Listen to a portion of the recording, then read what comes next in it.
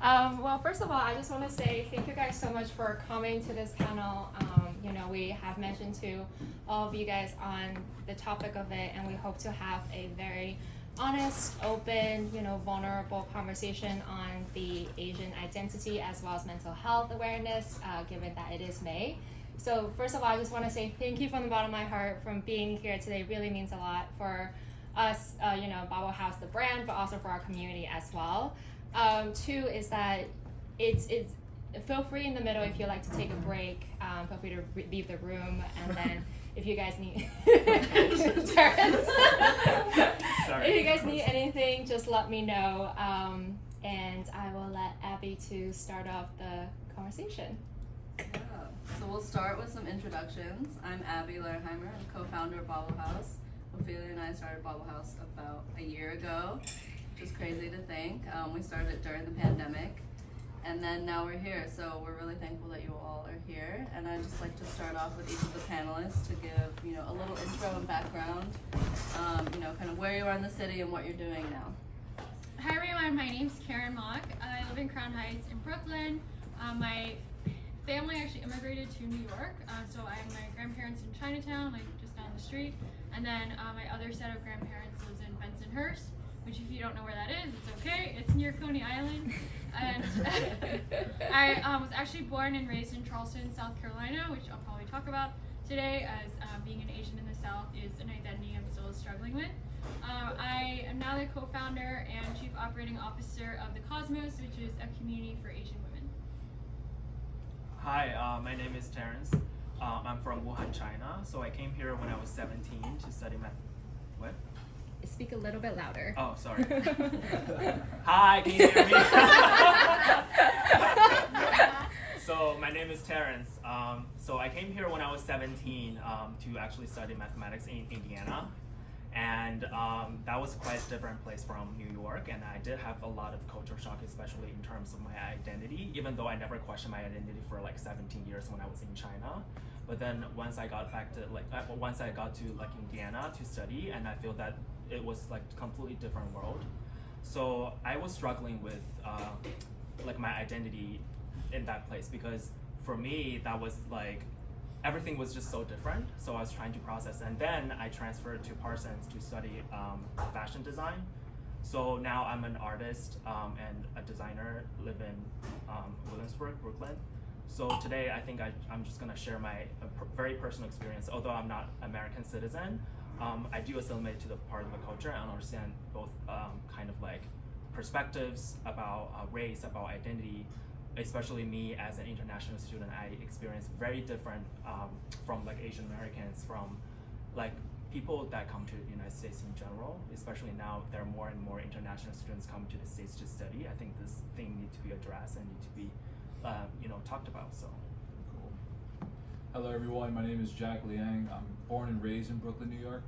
I don't live here anymore. I moved to Los Angeles about a year ago. And I kind of came back recently to lead some of the Stop Asian Hate rallies that you might have seen. Today, this is my second panel for today, and continuing the fight to push for just justice and equality within our community. My name's Jess. I am from Australia. I'm a first generation immigrant and refugees daughter. I'm Vietnamese, Chinese, Australian. I immigrated here 7 years ago for love. I am now the founder of Scallion Pancake, which is a purpose-driven brand marketing agency. I also do a bunch of other things. So I'm a great dog trainer. My dog knows 14 tricks. I also source vintage and shoot photos, and I model, and I run a vintage online platform, and I powerlift. And I'm just excited because I think that my experience is also a little bit different. I think being Asian Australian, there's also another Asian Australian here. Love it. Is similar but also separate. Like I also think there's an identity thing around being like my ethnic background as well as where I've immigrated, which is not very immigrant friendly. Like it just is a very different ballpark of emotions that I think it's interesting to have a whole range of backgrounds here and perspectives. So I'm excited to be here. Yeah, for sure. I'll like Ophelia to share as well. Just a little intro. Yeah, so hi, I'm Ophelia. I am the co-founder and CEO of BOBBLEHAUS, as many of you might have known. I am born and raised from Shanghai. my family and I immigrated to Joplin, Missouri, which I call the belly button of America. I'm about to trademark it. When I was 13 years old, and I went to WashU in St. Louis and did my college undergrad degree there, and I moved to New York as soon as I graduated. Literally, I graduated, I think the second week of May. I was in New York the week after. I was like, I'm ready. And I have been here ever since. And yeah, it's kind of my story. Thank you. And I'll just round us out with another different perspective. So I was actually born in Tong Zhou, China, but I was adopted when I was 9 months old. And I grew up in Colorado, so also in the West. Ophelia and I share a lot of experiences, but of course we have very, very different backgrounds and different upbringings. And from the outside, you know, BOBBLEHAUS being Asian, you know, American owned and Chinese American owned, you know, that's perceived in a lot of different ways. But, you know, I think it's a special story for us to kind of navigate together having these two very different Asian American experiences. And so we want to thank everyone for being here. And I'll jump right in. So, of course, in the past few months, you know, how I met Jack and everything was going to some of the rallies and of course the recent events. I just want to ask you all, how have you been personally processing things and with your own businesses and, you know, your own work? And has it brought up any specific questions about your own identity? So yeah, we can start with Karen. Oh no. Yeah. Okay. Thank you both for just coming up with such thoughtful questions. So I just want to start by naming, so I have generalized anxiety disorder and major depressive disorder, and the first thing that I thought about was my own mental health. And last year was one of the hardest years for my mental health. I actually couldn't work, and that meant I couldn't serve my community because I had such debilitating anxiety.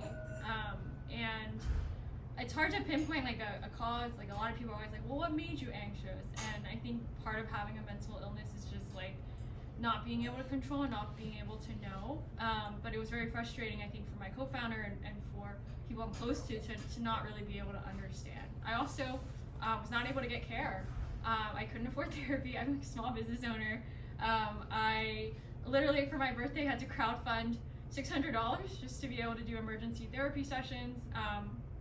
And I was living at home with my parents in South Carolina. And that was actually a very unhealthy experience I learned after I moved to New York, because my parents do not recognize mental health. And there was actually a moment right before I left where I did try to have that conversation with my family, in the context of the times.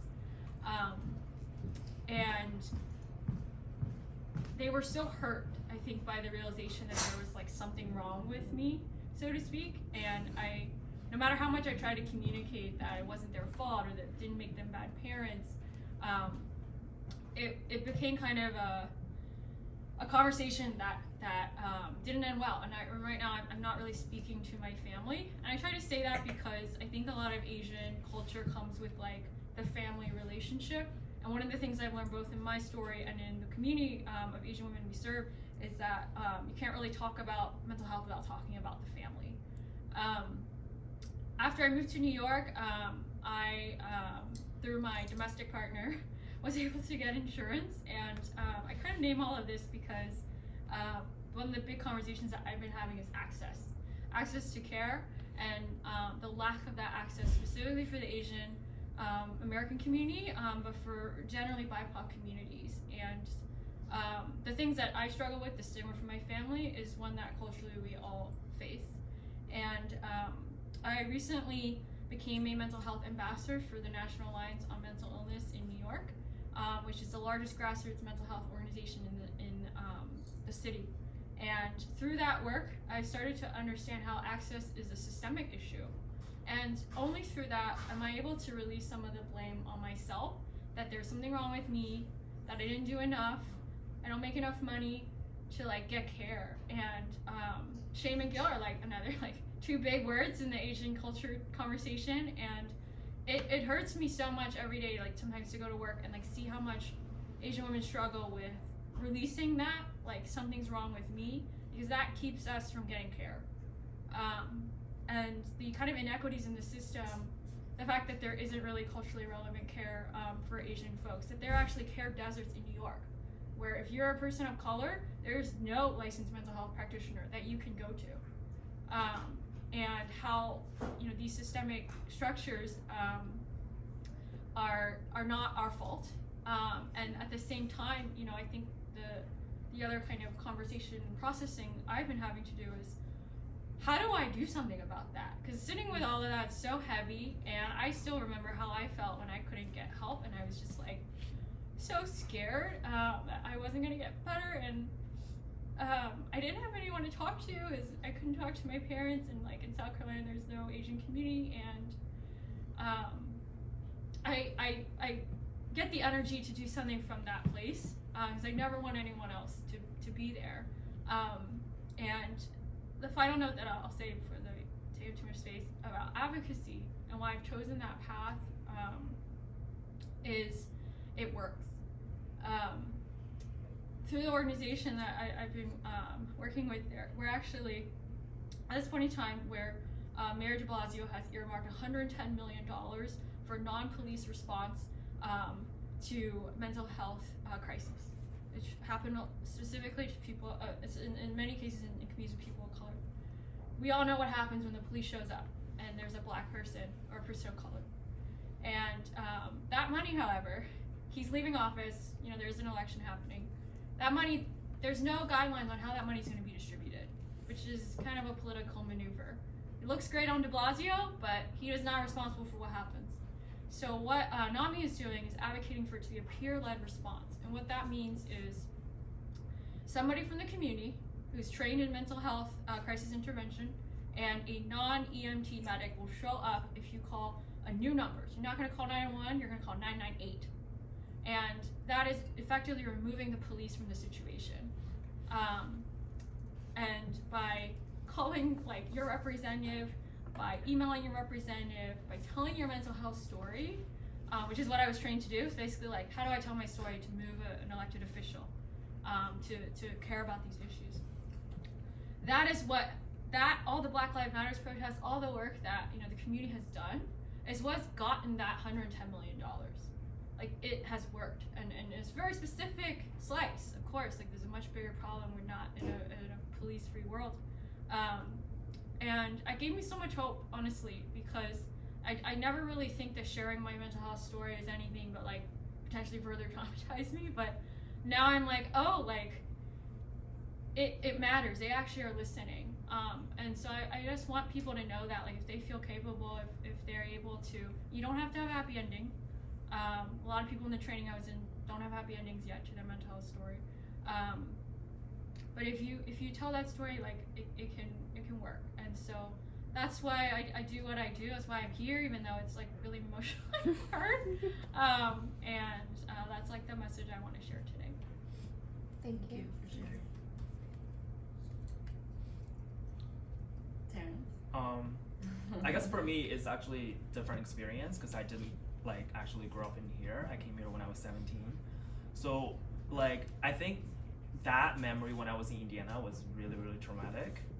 I question a lot about my culture. I'm pretty sure that when you grow up in America, you, as people of color, you guys know like how painful that will be. But then as an adult, I didn't expect that 2 years experience would have so much trauma to me that now I was hypersensitive to race and identity. And then I remember when the attack and the violence against Asian folks happened, at the very beginning, I was so triggered to a point that I wouldn't understand why there are so many elders and fragile people get attacked on the street randomly. For me, that's not part of my culture because we grew up when there are a lot of like very educational proverbs that, oh, you need to respect the elders and love the youngers, right? So it's never making any sense for us to harass like elderly people or even people who are obviously not even have the power to fight back. So that's the first question that I have. So I guess for me, like how I process the whole thing is very different from my friends and from many different people's experience because I see it more as an outsider perspective. I see it as questions, and I see it as how I find the answers through that question. I questioned what's the intentions behind these people, right? Why bullying is part of the culture of America, no matter like no matter your race or your gender, and if you show you're less in the hierarchies, or like if the society thinks that you're lesser in the hierarchies, you will most likely be bullied. And I was trying to understand why there's such a missing parts, while in Asia people are so educated about these like respecting elders and loving the youngers, while not working right here. And then today is actually a very civilized society, and I was wondering why that happens, right? So there are definitely a lot of like questions for me as an outsider seeing the perspective. And sometimes when I actually think about the 2 years experience while living in Indiana, I was also actually an insider experiencing the whole thing. And I was actually trying to talk to my my therapist, seeking for mental health help and assistance. And I figured the reason why sometimes we felt that was so triggering because we devalue ourselves at some point, or question ourselves, or we might have some negative beliefs about ourselves, and that's why those like events might be very, very triggering to our personal identities, to our own I don't know, the set of beliefs about ourselves, right? And I guess for me, I realized I came here for a mission. I came here not just to spend my time and traveling and go back to China and enjoy the rest of my life, right? I came here, I remember I had a dream when I was in high school, and I wanted to, apply for Parsons, and unfortunately I got rejected. So I ended up doing my second choice, which is mathematics and engineering. I did really, really well on that part too. It's just like sometimes it doesn't speak to you. So at the second year, I decided to transfer at Parsons. The reason why I'm sharing this story, because that's literally my dream. I want to use my work to like, how to say this, like, I think my work carried my emotions and my aspirations as well, and I want people to see that. I want them to build a connection with me and my work. So that's literally my dream, and I was wondering, with that limited of time, because after I graduate as an international student, I only have 1 year to stay in the United States to either find a job or to apply for a visa, for artist visa. I was wondering so I didn't know if I would stay here for longer, although I wanted to. I don't know realistically if that would happen. So there are definitely a lot of like limits around me as an international student at that point. So it's like, how do I process these things from realistic perspective? How can I move forward carrying all these baggages while still moving closer to my dream, right? After I graduated, actually during that time, although I feel very heartbroken about these incidents, all I do at home is that trying to find the answers from online, reading more articles, trying to understand a little bit more about American culture in general. Also, like, there are a lot of like traumatizing memories from Indiana experience. The most important thing I did, I think I'm glad that I did that, is that I produced a much more work than ever before. Because I know that if I have all these stories to tell, and I want people to build connections with me, the ultimate goal is actually to build the understanding part between different races, between different genders, for different kind of people, right? I feel that a lot of times attacks happen because of ignorance. Ignorance happens because there are lack of understanding of different cultures, of the diversity. And I was wondering, when I was in high school, someone told me this. It's actually a stereotype in Asia, and actually in China. Someone said that, oh, like as a Chinese people, like you're just not creative. You're just good at engineering and mathematics, right? That's by default. I think that's actually like a universal stereotype for all the Asian people. And even in China, that like studying art or design sometimes could be seen as, oh, you might not do well in like engineering, all these subjects, right? So I had struggling with that part for a long time, and I felt that maybe I could use this like limited time to actually feel free to express, if I truly feel that I'm creative, right? I don't want to devalue my creativity.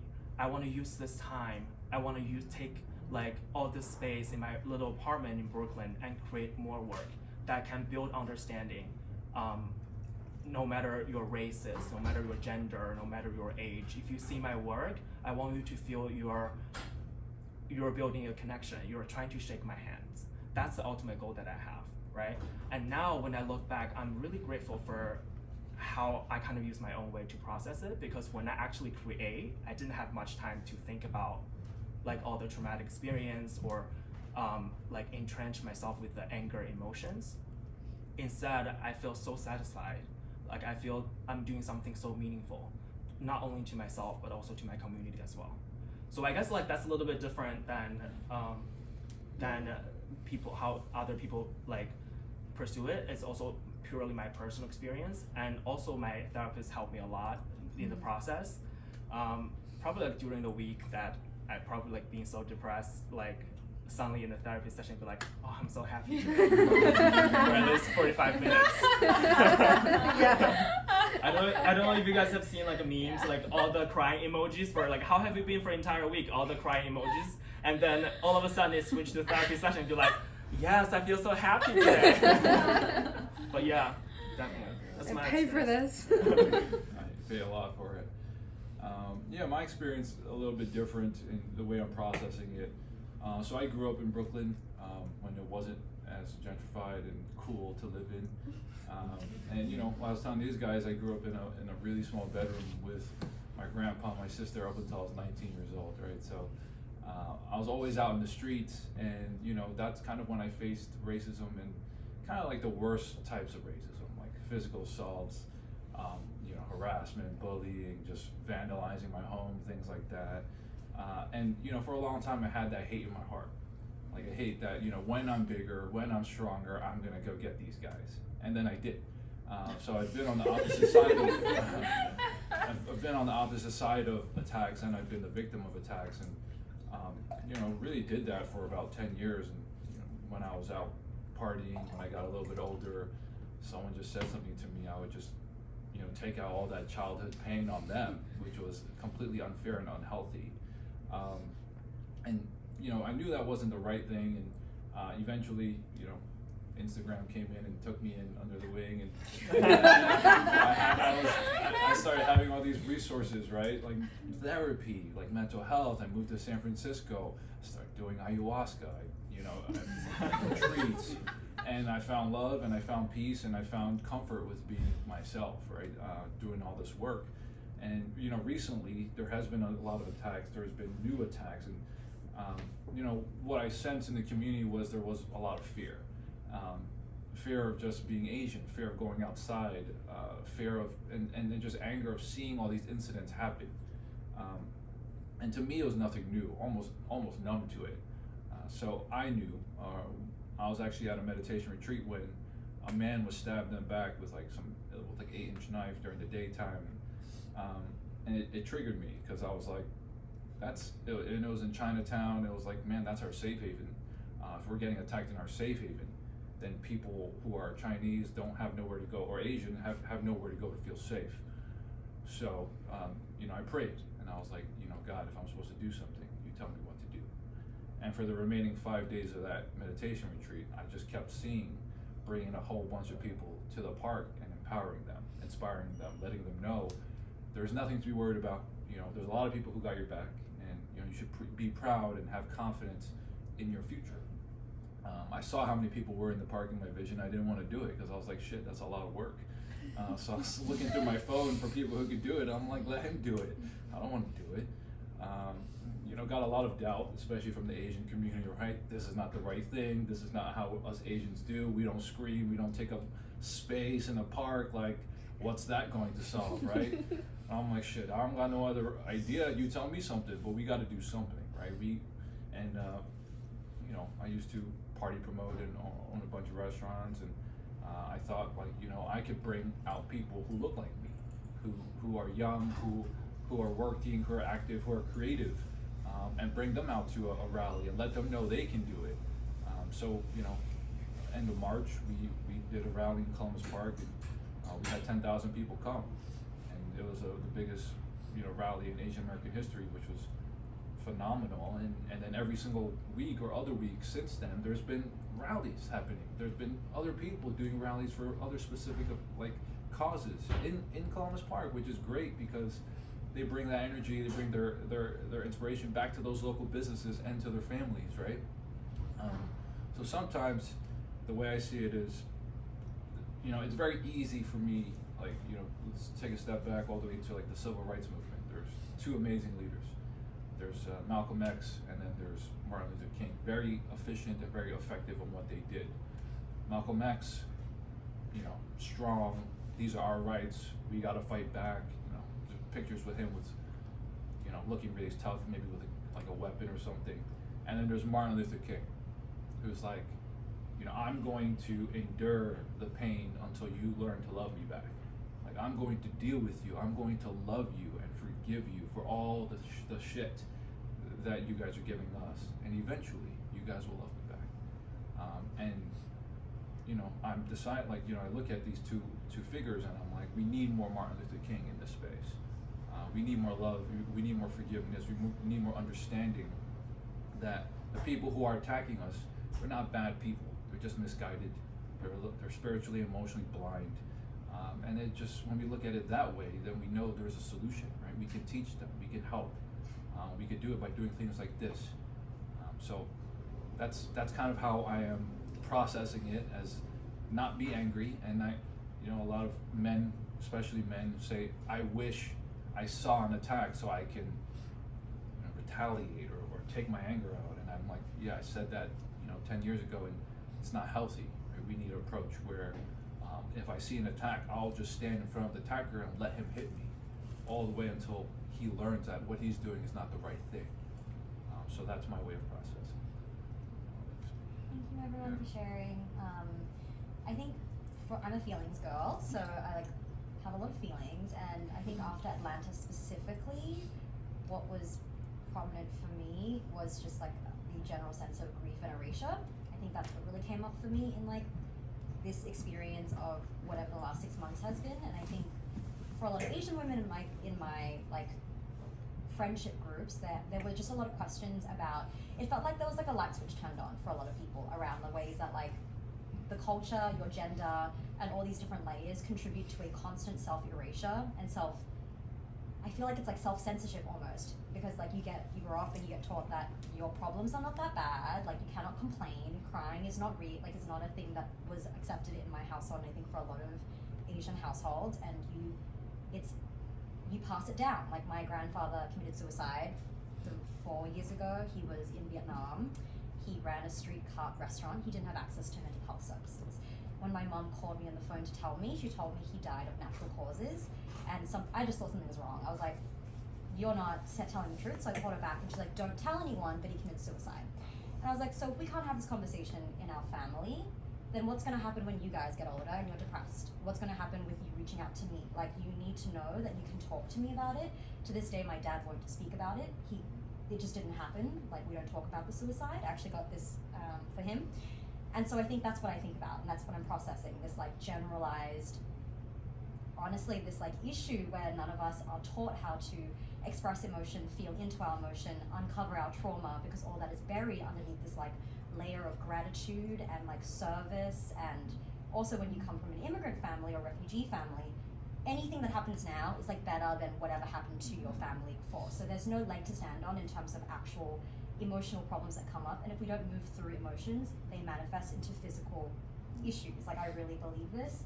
And so I also think about the other side, which is like the pain in this country with not having a functional healthcare system, like having no access to mental health, like coming from Australia. It is absurd to me, like the lack of universal basic rights that people do not have here, and they're left to fend for themselves. Like, I think all the time about, if my family grew up in this country, I probably wouldn't be this upwardly mobile. Like, I'm the first in my family to move countries, be in university, have my own business, like live this life of self-actualization, but that could not have happened without government assistance from the Australian government, which I feel very lucky to have access to. So I think what is coming up for me, and like, it's just so much grief, not only on the emotional experience for Asian women specifically, and Asian people and the culture that we are bred in, but also the grief in this country of not being able to access mental health services, of like this gun issue being even an issue. Like, bro, the logic of like, if they, you know, the school shootings, if the teacher had a gun, then we'd be fine. It's like,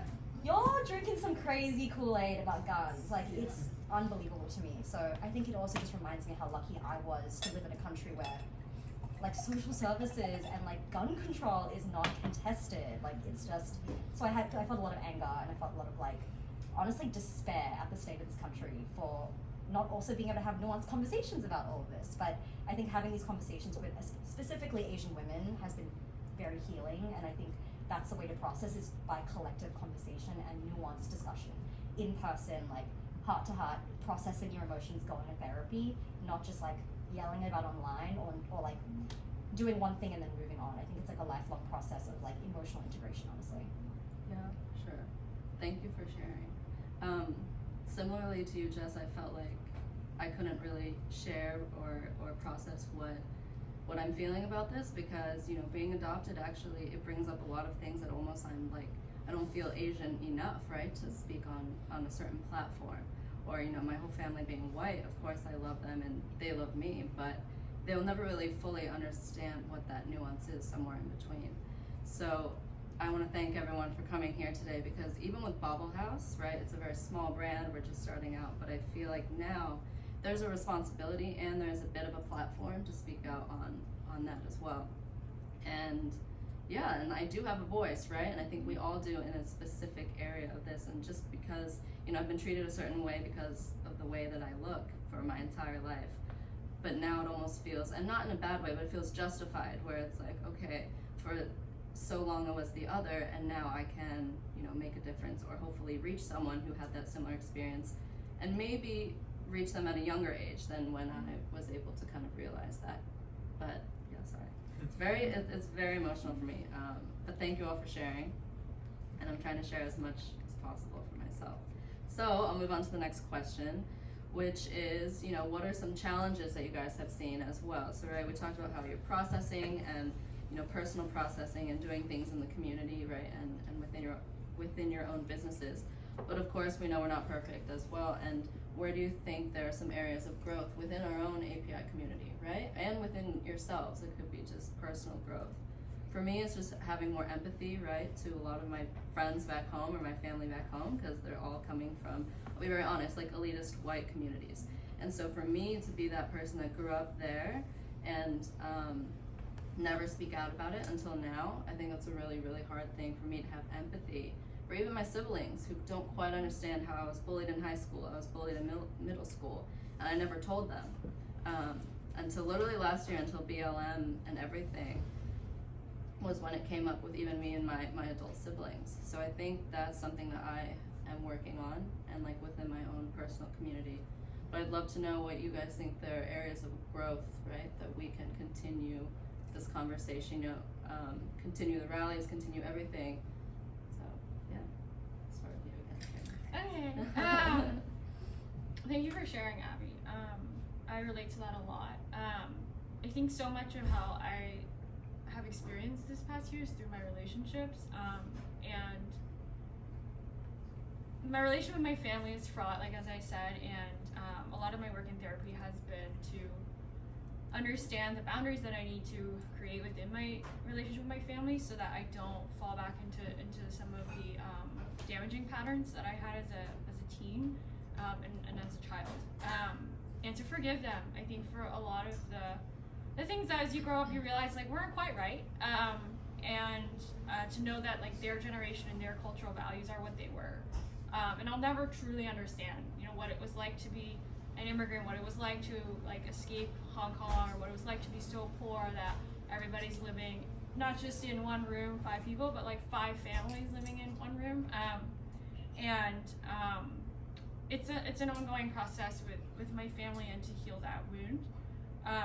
I think also within the context of my relationships with the community, with the Asian community, like I often say that even though I run an Asian community, like the great irony is like I don't really feel belonging often in those spaces, and part of that is I didn't have that growing up. And when I first got a taste of like the Asian community was when I moved to the Bay Area, and I was like 23, and it was kind of startling, actually jarring for me to be in very, like, just around a lot of Asians, and that each kind of community has its own culture, like Bay Area Asians, LA Asians, New York Asians, like, it has a different flavor to it that is very much part of kind of the way that you're raised and the amount of kind of exposure you've had, and to not be envious, not to be resentful, not to be kind of these really like negative, strong emotions that would kind of devolve into self-doubt and maybe self-hatred, and you know, sometimes when I would speak about that, people would say that I was like racist against Asians because I had this tension, and it was very hurtful for me to be confronted by that because I didn't have the language to process kind of what I was feeling, and that's really challenging still. Like, and one of kind of the secrets like I see in the community is a lot of people are afraid. A lot of people are afraid to go to rallies, and we've been kind of actually making this a point of conversation right now in the cosmos of like why. And we have this program called Authentic Activism, and we launched it because we see that a lot of people want to do something, but you have to overcome all of these challenges of the self, of not having tools to regulate your emotions, or to process your emotions, of not necessarily having ever been to a rally in your life because your parents never did, and then being like completely overwhelmed with guilt that you're not doing anything. And so where I'm really interested is like, how do I like press pause for everyone and just feel like here is a safe container where you can like say the stuff that you're scared to say out loud, even to your friends or on Instagram, and it's okay to like not be sure like what to do in this time. You're not going to be judged. No one's going to cancel you. Like, the number of people who come to me and said they're afraid to be canceled is deeply alarming to me, because the polarization of this country is one thing that like sits heavy on my heart, like both in our community, within our community and other communities, and it's just so overwhelming to like be a person alive today. Like I always kind of go back to that, and how do we, like, what does it look like to create spaces that give you some sort of breath of relief, in both personal practices like meditation or breath work or therapy, but also community practices. Like, I'm very interested in those communal spaces, because they can be very healing, and I can only say that because I've seen it happen, and I like you said, I'm the first skeptic of like my own business. So I'm usually like the Debbie Downer in every conversation. I'm like, but really, like, why? And it's annoying, but I think I come from that lens because I care so much about it, like actually being the shit that I'm saying it is. Like, I don't want to be on a panel and be like, this is a safe space. If people aren't feeling safe, like, I don't care about the fame, I don't care about the recognition, I care about my community feeling safe. And that just takes like work. It's just not going to happen kind of in a super flashy, sexy way. And when the news passes and like, you know, the world kind of moves beyond this, I really want to continue like these like very kind of ordinary things. They're not extraordinary. Creating a safe space is not an extraordinary thing. Anyone can do it, but no one knows how to. And so those are some of the, I think, like, just helping people believe that it's possible to feel safe in these conversations and grappling with their activism at this time, and B, like, creating enough space between the world and the news cycle and the Instagram to like actually be present in those spaces. I think that's like I think there needs to be a radical reimagination of what self-inquiry and emotional health and emotional intelligence looks like from like schooling age. Yeah. I wish, because I'm in women's group every Monday for the last the last year and a half, and it's essentially like, it's free, we just do it together, we're a bunch of random people, and we just express our emotion and like do somatic exercises. And no one ever told me about like therapy, women's groups, like any modalities that were healing in community. And I think that needs to happen when you are very young, and like you cannot do the work outwardly until you do the work inwardly. So I feel like that is such a I feel like the shift in consciousness really needs to happen in like the self, and we don't orient for that in society, and we don't orient for that in this education system. You normalize it for sure. Yeah, like it needs to be fucking so normal for like everyone, including men, to be like in men's groups, you know? Like I think that's Exactly. so cool. Yeah. Yeah, I love that you you bring up that it's not an extraordinary thing to like have a safe space, which it's not, right? It's just about the normalization. And we so seldom come across it that we think it's an extraordinary thing, right? So I think it's a great thing to point out. Any thoughts, Terrence? So the question is about growth, right? Yeah. I feel like growth is more like a mindset. Like when I think about like what did I actually realize, I think the most important thing is, like you said, is more about like self-aware and then trying to understand a little bit more about myself. I think actually one of the really interesting event happened recently. Actually, it was there was an incident, a fight with my neighbor, who of course is a white person, and so basically what happens, long story short, so there's some like really so basically my fire alarm just keeps ringing by itself even I boil some pastas. So like, you know, like that's not my problem, right? So like I tried to boil some pasta, I was like, damn, this shit should not ring. Like do not ring, and it rings. And then it kept ringing for 4 days, like on and off. Like sometimes like he feels that she needs to have some rest and stuff for like Mother's Hours. And then I woke up at 2 a.m. in horror, I'll be like, what the fuck, the apartment is in fire or something? And then like it's actually like the thing just keeps working, right? So basically that night, I think I was so stressful about my work and about my like little creations and stuff, and then I was boiling some pasta and then the thing just started ringing. And two of my neighbors actually, they stick their head out. I didn't actually see their sticking their head out, I just heard their voices like yelling at the hallway because I'm the last unit of the whole floor and my roommate is away, she was away during that weekend. So I was dealing with it by myself, and then I couldn't hear what they like yell at me, but it sounded very rude. So for a second time, I went out, and it's actually one of the neighbors like walked out and actually like yelled at me, and it was like what was going on in your apartment, and why did things keep being noisy and stuff? I said, oh, it's just trying. I was trying to explain and apologize, and he was so rude, and he asked me, he was like, so basically you're saying that's not your problem? I said, no, it's not, because I was literally boiling some pasta. And he was like, are you cooking? I said, yes. Then that's your problem, because you shouldn't cook. And I was like, what? Excuse me? And then he was like, yeah. And I was like, I tried to call the management for like 3-4 times, but then he didn't pick up the phone, right? And I was like, what should I do? I cannot do anything. But at that moment, I realized the thing already escalated. And the reason why I realized that, because I remember that was a moment that I didn't know how to speak English. No, I said, first of all, you keep using like swearing at me, and then like didn't try to understand the respect and boundaries between neighbors, and you didn't want to listen to my explanation, and also you said you want to call police. Basically, I think this is a message saying that I don't belong here. But let me tell you, I pay every fucking dime to be in this apartment, right? And the only thing that you thought I don't belong here is because I'm Asian and I'm Chinese, and I have like a Chinese like a red thing for like Chinese New Year sticking on my door. So that's why you know. You never talked to me, you never interacted with me. The first thing that came out from your mouth is go fuck yourself, like this fire alarm, blah blah blah blah blah, right? And he tried to explain, he's like, oh, you know, I speak Korean, I have a lot of people of color, that's not my intention. I said, I don't care about your intentions, because that's literally how I felt at that moment. When you say you want to call the police because of this petty stuff, I don't feel belong, right? And I was thinking, if I speak better English, if I look white, would you treat your white neighbors like this?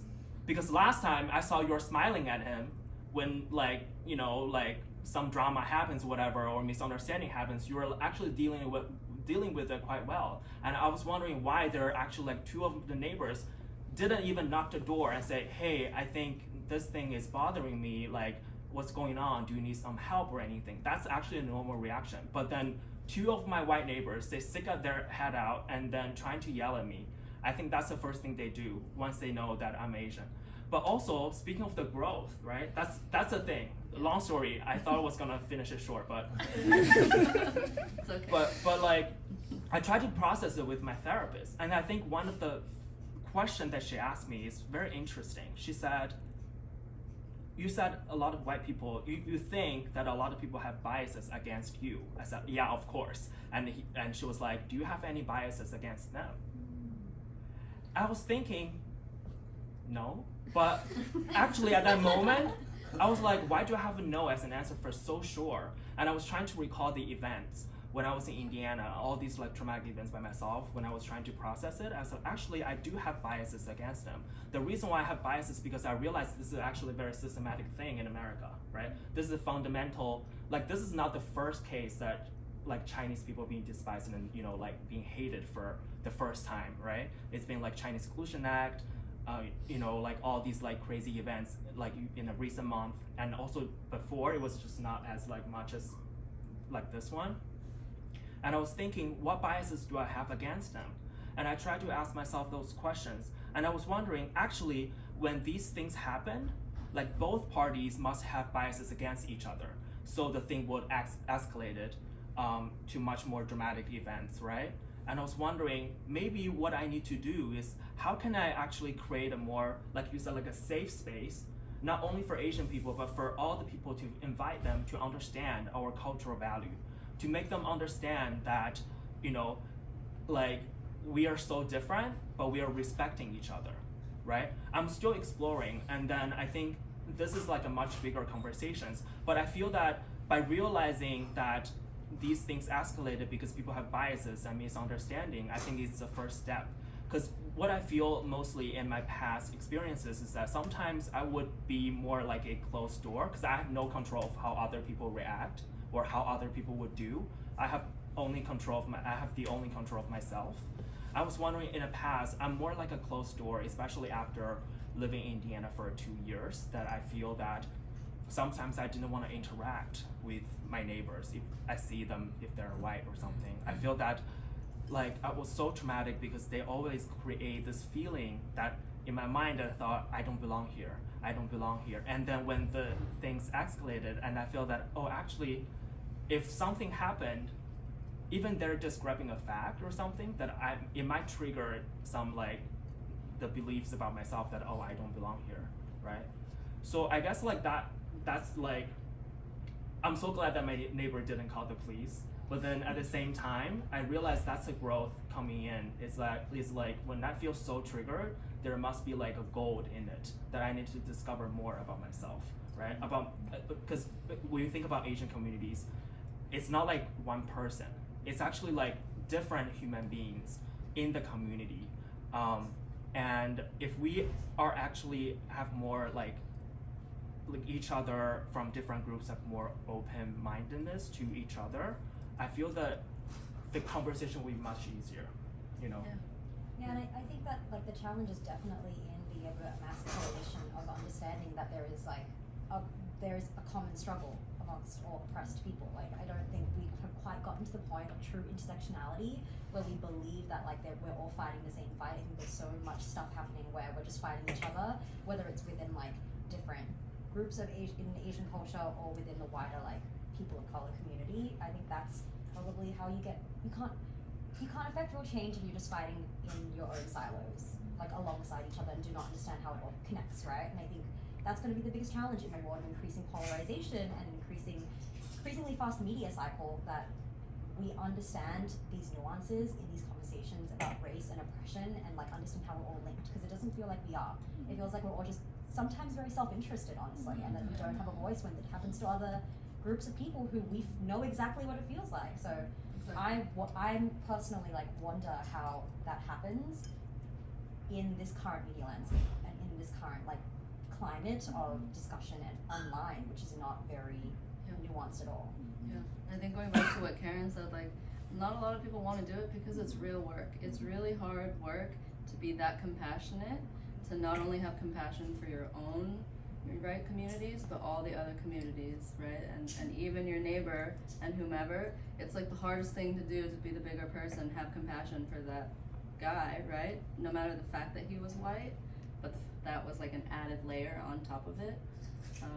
But yeah, it's hard work. I told my therapist a story about how I got angry, and she like came back. She was like, "Well, I want to tell you about like this black man who like personally got like over 25 KKK members to like give up their hoods, and he did it kind of like you were saying, Jack, like just by inviting them for a drink, like talking to them about like their experiences, and like building this relationship with them. And I was like, when I heard that, I was like, wow, that's like so idealistic, like that somebody can have so much love and compassion in their heart and have done so much self-work that he can literally go to a KKK member and see a good person behind the hood, and then to like not like just erupt in flames. And like, I'm an Aries, so I just like want to get angry like all the time. And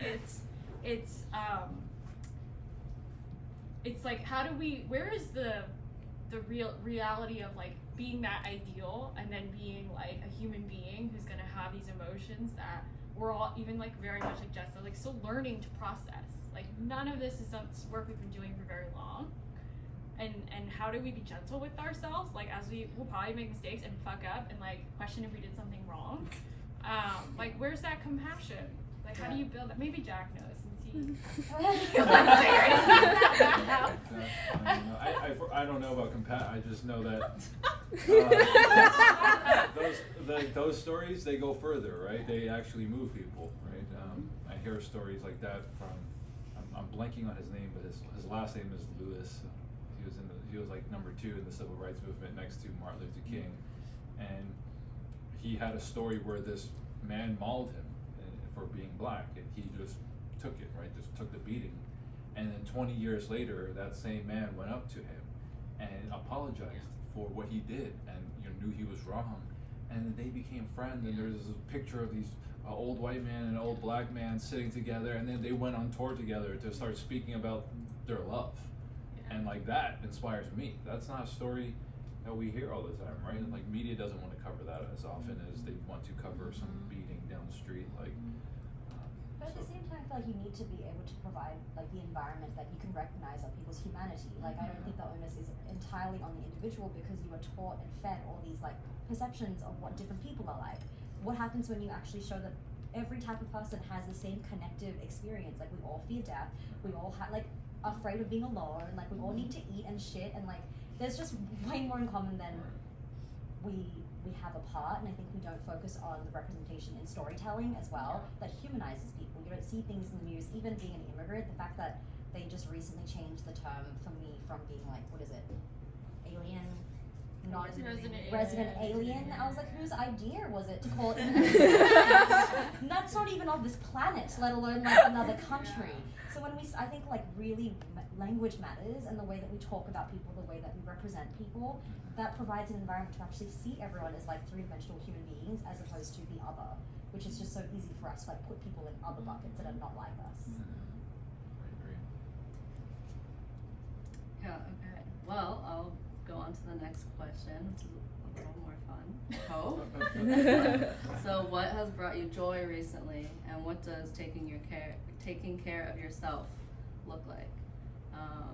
I know for me that like during this time, again, having like hard conversations with my family and everything, what brings me joy is that still like, right, these are the people that I grew up with, my siblings. I have 3 siblings who love me very much, and of course they'll never have the same experience that I did growing up, but I can't hate on them for that. I can't, not have compassion for them, and they are my family, and that just brings me a lot of joy that, even in like my Asian group of friends, I never really feel a part of that fully, and even in my own family, I look different.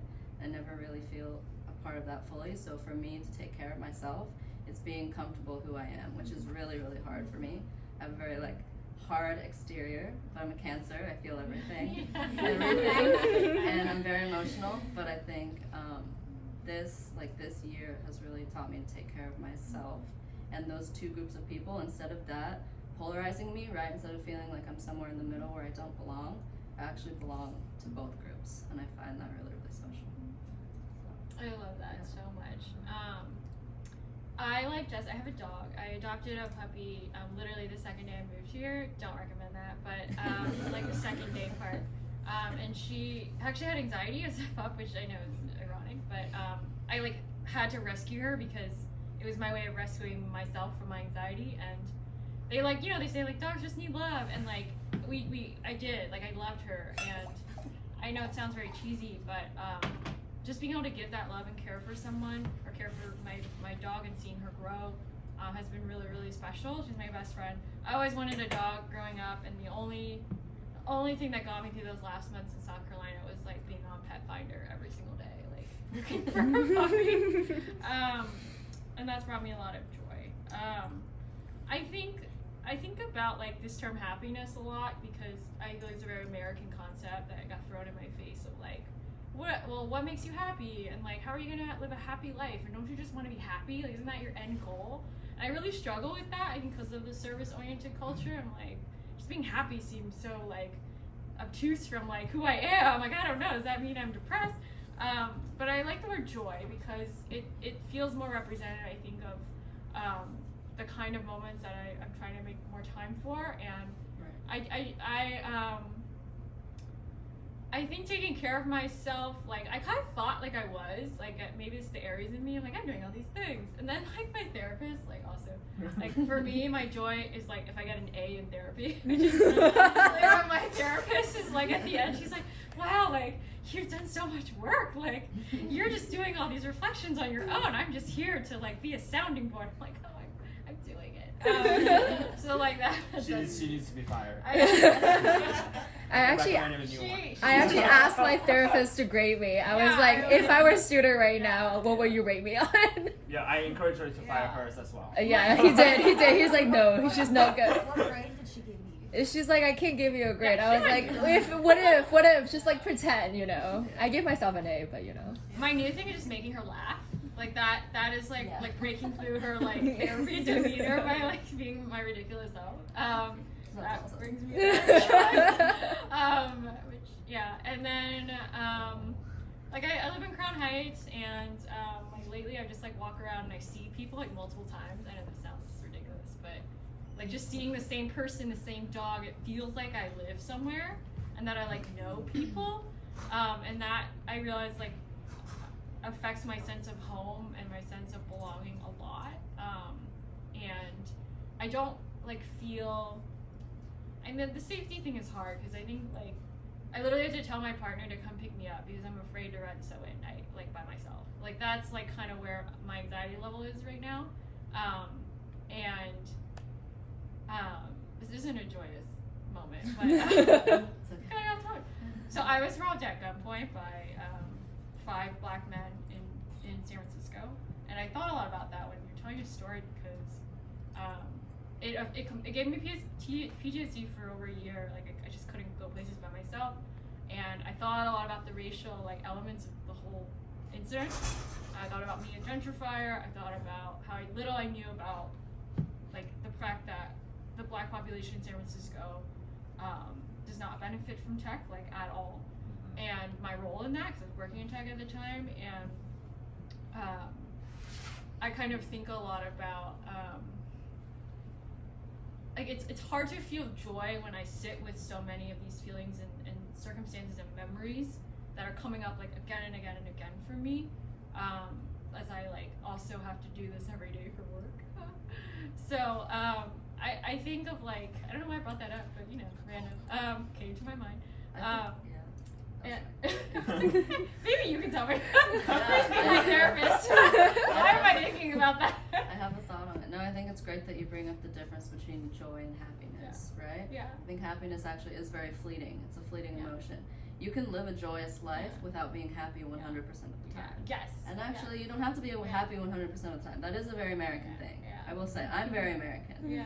And growing up being like, okay, you should just be happy, your life should just be happy. I don't think that's realistic. But you can live a joyous, fulfilled life that's going on a path that you want with very real experience. Happy, sad, all of it in between. So I think that's a great, great point. And you helped me remember why I told that story. Safety. So I think my safety is a really big part of being able to feel joy. Because that joy is like when you're just not worried about anything, right? And as someone with anxiety, that like rarely happens. And I'm trying to now like negotiate with myself, like how much safety can I sacrifice so I can like live my life and feel joy, knowing that as an Asian woman who looks like she's 14, like I'm never gonna feel 100% safe. Like, it's just not gonna happen. I'm never gonna feel safe walking down the street by myself at night. And I don't like that, and I get mad about that. But at the same time, like, I don't want that to limit me from being able to experience joy. And right now it does. Like, I mean, I guess the pandemic was nice because we had nowhere to go. But like, now I'm like, can I go like by myself anywhere? And understanding the trauma, understanding the circumstances, understanding America right now and why that affects why I feel that way, but still believing in joy, I think is kind of the conversation I'm having with my therapist. She will get a lot of Yeah. clients after today. She's overbooked. You need She's to like discuss the a better only rate. Asian for- woman therapist who takes insurance in USA. Like, What is her name? Got you. Okay, so actually, I just want to touch upon the happiness and joy. I think that's actually a very interesting concept. For me, I relate to the Asian culture where happiness is not a thing. Where like I always feel that my mom said, oh, like, you know, like life is a box of chocolates, like kind of like Forrest Gump, like, you know, like that kind of like famous quote. But my mom said in a way that's like, now you're eating all the sweet chocolates now, then you're gonna have all the bitter chocolates. Oh my God, after- such a like, Chinese mom. but like she's like, you need to work hard, you need to eat all the like bitter chocolates as we did when we were young, you know. And then I was like, okay, maybe I'm like a little bit more American now. But actually, I think the happiness, the concept of happiness and joy is actually very interesting. I had a very different experience because I feel happiness is actually a long-lasting state of mind. But then joy is actually, it's more like a pleasant feeling. The reason why a lot of people sometimes, in my opinion, that happiness might be like fleeting because it's so hard to achieve. And just like Aristotle once said, I think he said something like happiness is the highest virtue. It's really hard to achieve. It's actually very idealized too because it's so hard, so perfect. And he also said something like, but it can be achieved through practice. But I'm wondering like, how did I practice happiness every day, right? It kind of break down to like a lot of actionable items. But I think that everybody has their own mission coming to this like 3D world, like using our vehicles to like experiencing, right? But I feel that each one of us actually have our mission, and then by practicing, by like focusing on what our goal is, by rational thinking, I think that's actually a very practical way to practice the state of mind of being happy. And I understand this is like my another thought about like happiness about fleeting, and also a lot of time for me, I feel happy when I actually practice a lot of like reasoning by myself, like trying to understand both perspectives and trying to understand, oh, this is actually from a rational perspective and this is actually a fact, and how I approach it in a certain way, and understanding both different kind of perspective, and then how I take information from that. I think sometimes one-sided information could bring you joy. And then at the end of the day, you might feel you're really closed off with only one-sided information, and then that joy, like pleasant, feeling won't last long. That's just how I feel about. So what do you do to take care of yourself these days? I don't take care of myself. Be simple. Actually, I feel that since I already touched upon that, I know that's kind of funny when I mentioned 3D world. It sounds like a psychic's talking, but like, It's true. but I feel like taking care. I mean, it strips off like physical and mental, right? I think my consciousness is depending on my body to experience the world. So the first thing I do is actually take care of my body, right? So I take care of my nutrition. I make sure that I cook really healthy, to a point that I even track my macros. I was talking about gym life with him. Like I calculate. I actually noticed a difference when I actually like track my proteins and fat intake and like, you know, like carbs and eating healthy, and I feel the energy level shifts, because one day Abby asked me for some ice cream for dinner or some like random stuff. I think we didn't eat healthy that day, and the next day I feel so tired. So I think that's actually the first step of taking care of ourselves, right? Especially for me, I think my parents sometimes I feel like now I'm their virtual son because I haven't been home for like 2 to 3 years, and even like I have one nephew and a niece, and then they only see me from a camera. So every time when the phone rings, they're like, "Oh my God, it's uncle," and I was like, okay, like they have a virtual uncle, you know. But then the reason why I brought this up, because I have responsibility to not make my parents worry about me. They are not near me, they're not in this country, and it's actually quite hard for them to travel to me. And then my mom sometimes asks me, even to a question, be like, did you wear a jacket today? Because I watched the weather report and it's really, really cold in New York. I was like, it's been cold for a while. But like, yeah, so I guess that's the first layer, and the second layer is the mental. I think this is actually very personal. Like, different people have different experiences and different things to deal with. I guess like understanding ourselves is such a hard thing.